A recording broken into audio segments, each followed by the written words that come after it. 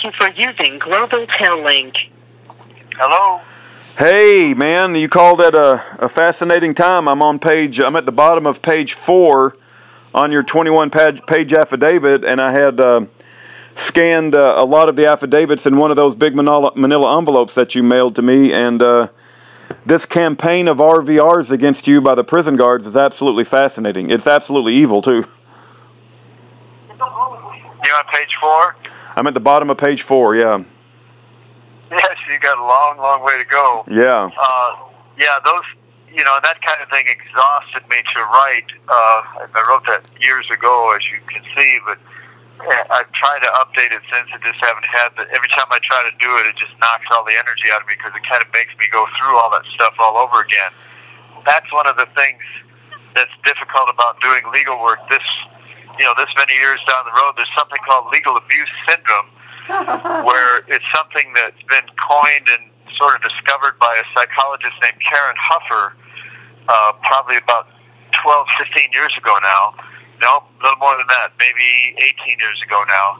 And what it is people that have been so badly abused by the legal system, it's like you get this mental, spiritual block where it's such a horror to just push into the activity of doing any kind of legal work that you can't do it. It's almost like handcuffs on your brain and on your your whole soul. I think it first came about mostly like from women who were raped and were trying to take some kind of legal thing against the rapist to the courts, like in the criminal arena, and they would get just jerked around every which way, and also people going through divorces. I think a lot of times women have gotten the short end of the stick on divorces classically for decades, but also men have too, so I don't want to just leave that dangling there with just the women, but I think it came from things like that, but it's so applicable to all these other things like, that some of us prisoners have been through. So anyway, I'm glad you're in the middle of that. You reminded me to tell you that just a little while ago, because I told you the other day that I recently sent off the number 1 coroner document out of 2 of them that I did, and also another document in there mostly about my so-called defense attorney, my primary prosecutor, who is my defense attorney. And it just came back to me tonight. They're playing, the mailroom plays games with me anytime I send out anything of volume. It's like a $3 or $4 item, and I've got about almost $4 of postage on there. They trying to extort me for like $9. So what I'm going to do is I'm just going to divide it up and send it in pieces to you, about 20 or 20 couple pages at a time, and they don't bother with that for some reason. I get the proper postage on that, and it goes out just fine. So anyway, just to let you know, that's going to be delayed considerably, including that letter that's with it. But, okay, yeah, and just cooking on your end. Well, I got a letter from Carol, and she sent a Aid and Abet newsletter from 2004. That'd be 14 years ago. And in that newsletter is about 5 or 6 gentlemen that I advocate for, and one of them is you. It was amazing to see an article in Jack McLamb's Aid and Abet newsletter that you had written. And just to set expectations properly, you are loading up my queue. There's no doubt about it. So please give me some time to digest it. You're sending me so much valuable information. All of it is fascinating, and I think it's well worth anyone's time to go through. But in order for me to scan it, I had some problems with my scanner. I'll work through that. But in order for me to scan it all and get uploaded to your webpage, and also I want to read these into YouTube videos and properly title them and things like that, you're just please be a little patient with me, because you're sending me a whole bunch of stuff, and there's no team here. It's just me, right? It's my wife and I, and so we do the best that we can. But you have a lot of fascinating information to share. I have no doubt about that. Well, just so you know, I feel apologetic about bombarding you with that much stuff, but I understand exactly what you're saying, and I understand you don't want me to feel that way, but I do, because I know it's a lot, so I'm very mindful of it. And just so you know, I mean, I feel it every second and every eighth of an inch you give. What you're doing is such an incredible. Yeah, no, and really, I'm glad that you're sending it. Let me make sure I set the proper message, because we have to both be able to communicate with each other and share, because we have such limited time, right? But I'm very glad that you're sending it. And it's going to be in a pile, and I will work my way through it. It will get out to the public, and it will get on your webpage. Yeah. But I don't want you to, think that just because you send it to me, this week, that I'll have it up by the end of the week. It's going to take some time, But I'm very glad that you sent it. No, And, yeah. That's what I was starting to say. Is every hint of what you give me, as far as I'm concerned, is just a gift, and I don't expect anything. And so, it's every bit's a gift, and if it took you, 2 years, I wouldn't be, kind of pushing like, no. It's taking so long because it's a gift to me. It's a wonderful gift to me. Yeah. I would have no. I appreciate that. Lazor, I would have no right to. We have the same Father, and the Lord has put this prison ministry on my wife and I's heart. And when I read Jack McLamb's newsletter today, and it was all about innocent men and women in prison, it really broke my heart, because this man was doing the same thing 14 years ago, and you should have been out of prison a long time ago. It is shocking to my conscience. That's not even like a hyperbole. That's a valid statement. It's like totally true. It's shocking to my conscience that you have been in prison this long on a self-defense shooting, and you should have been out years and years and years ago. And the fact that you're having to call me through this satanic prison system, it's heartbreaking. Yeah, and I should have never come in the first place, but we absolutely agree on everything you said. Jack, I actually, on that particular story, that particular event of Jack doing that, I really had hoped so much more that he would have said a lot more about what he did with my case earlier, because he had forgotten probably over the years. I mean, he was just such an incredible frontman patriot. A long time ago, I developed in my mind and on paper something called the Jack McLamb Award, and I wanted to have it be an annual award that we would give to like the greatest patriot for that year that did all this great stuff, against the evil of the system, holding back the tide, because I think Jack did that more than anybody out of the dozens and scores of worthy people out there doing things like that. I thought Jack was the number one. So I know he forgot over the years, but way back, starting about 1983 or early 84, I think it probably was, when I first met him by mail. And I never did see him in person, but I met him by mail. We corresponded just countless, hundreds of times. And he actually investigated my case. That's what he was a police investigator. And so This call and your telephone number will be monitored and recorded. A lot of my case, and concluded, that I absolutely was innocent of any crime or wrongdoing in self-defense.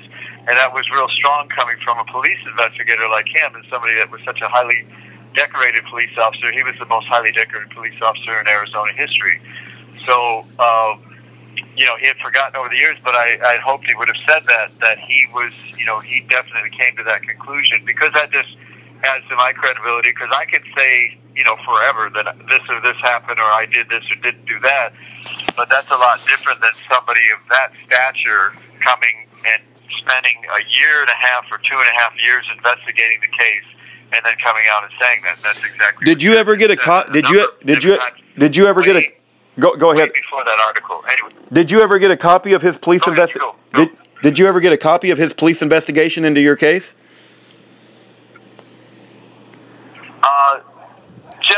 Just his statements to the parole board. He wrote letters every time I went to the parole board. He'd write letters saying, I investigated this case thoroughly, and this guy's absolutely innocent in self-defense. That sort of thing. There was never any printed, like I did this, and I did this, and I did this, and I did this, and I interviewed these people, and I looked at that. Nothing like that I ever got, or that I was ever aware of. Just his statement stating that. Well, even a copy of his affidavit or a copy of his statement still would be very powerful. I have copies of Jack McLamb's statements in other people's cases as well. This, like you said, he was in his own league as far as advocating and pushing back on the tide of evil. There's no doubt about that. The more I learn about the man, the more impressed I am. But if you have any copies of his statements about your case, I would love to get my hands on those and put them on your webpage. But maybe I can reach out and ask Carol as well. Yeah, here's what I can do. Carol should have copies of that stuff, or I don't know really much about Jack McLamb's wife, Angie. I think she's probably still alive. I don't know if she's ever kept any of that stuff. I've never met her, although I've written to her a handful of times. But anyway, where those letters would be found would be on my website, and this is a lot of work for you because I don't have access to all those letters anymore. They, cops destroy my stuff, but they've always been presented to the parole board. So the parole board actually has them in their archives. But we're talking about over 500 letters now. For all my parole hearings combined, there's been over 500 letters written on my behalf. So they're in there somewhere. And at one point, we put about 350 of those letters, maybe 350 to almost 400 on my website. So they're probably, at least most of them are probably on my website because I do believe there's a whole slew of hundreds of letters there, aren't there? Well, yeah, there probably is. When you say your website, you're talking about freelazor. The website or the Facebook page? You're probably talking about the actual. Yeah, okay. Right. Okay. No, not the Facebook. No, not the Facebook. The website that Sam Milam operates. Gotcha. Because Facebook didn't seem like the forum. At least from what I understand, Facebook doesn't seem like the forum to put all that stuff. You're on? Okay. He just let us out for this whenever, and I called right away. So I think he's going to let us get our full 15 minutes. Is that all right with you? Because he'll. Oh, okay. All right, you know what, Rudy, already the guard let us out late for these phone calls, so this guy's saying he's just let out for his time. So I'm going to have to cut this short, unfortunately. All right, well, our prayers are with you late. I think the way it actually goes is we're supposed to be...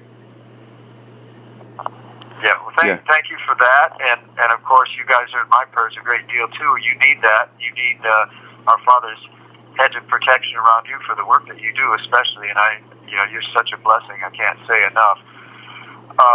Anyway, Jack was such a great guy, and Carol well may have copies of his letters in their archives somewhere. I had gotten Jack's Aid in the Bed newsletter from the time either we first met or if he had maybe wasn't publishing it yet then, I'm not sure, but once it started with it or once I met him, at that point, I got his newsletters all the way till they no longer existed. Hey, Lazor, I got to go ahead and shove off. Well, I got to tell you real quick. I went to your website as you were talking, and I found the section titled "Hundreds of Support Letters." And my goodness, you're right. It's 250 support letters from various people who love and support you. My goodness, it's just amazing. Yeah. There's more than that now, and you'll find at least a few Jacks in there. Okay, I got to go. This guy seems anxious for his all right. Okay. So God bless you. Care. All right. Take care. God bless. All right. Bye-bye. The things I wanted to get to tonight, we'll get to the next time I call. Okay. All right. Take care. God bless. Bye-bye. He said Jack Lamb's letters are in there. Yeah, he said, so if you go to free-lazor.org, there's a section titled Character References. I never really clicked on it before. If you click on it, Free Lazor has over 250 letters of character references. Now, I don't know anybody else who can do that. I don't know anybody else who can even come close to that. That is amazing. Okay. My heart breaks that all these people are still in prison. I wish I had some words to say about what's really going on. It's just, they should not be in prison. I don't know why they're still in prison.